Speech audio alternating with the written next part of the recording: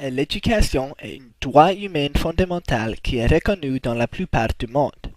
Ceci est très principal dans un pays comme le Canada et les États-Unis.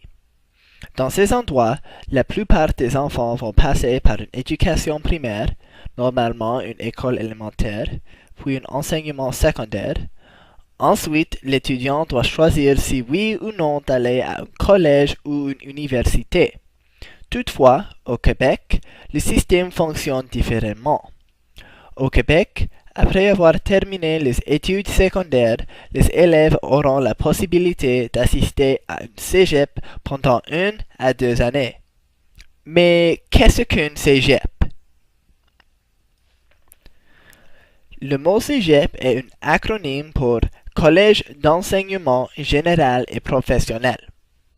Cégeps sont censés être une étape dans la vie d'un adolescent où ils peuvent passer de l'adolescence à l'âge adulte. Cela permet de les préparer à une université, un collège ou d'obtenir un emploi. Cégeps ont été créés en 1967 lors de la Révolution tranquille par le gouvernement provincial du Québec. Cela était dû à la proposition faite par la Commission royale d'enquête sur l'enseignement dans la province de Québec au cours de 1962. Cette proposition était d'établir un autre niveau d'éducation après de l'enseignement secondaire. Ce niveau d'enseignement était d'impliquer les études préuniversitaires et de formation professionnelle. La plupart des cégeps sont publics et le gouvernement finance 95% de leurs coûts.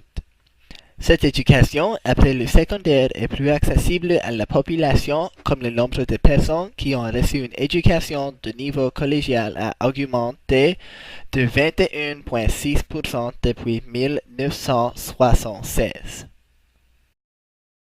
Cependant, le but des cégeps ont été remis en question depuis un certain temps.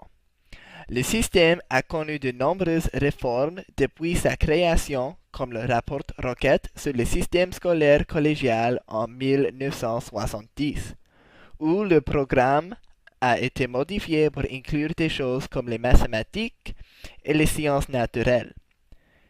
Il y avait aussi le rapport Nadeau sur les besoins des étudiants en 1975 et la réforme Robillard en 1993. Tout ce qui modifie les programmes d'études des cégep. Ça pose la question si le système de cégep est utile pour l'éducation et est une bonne alternative à la secondaire 6.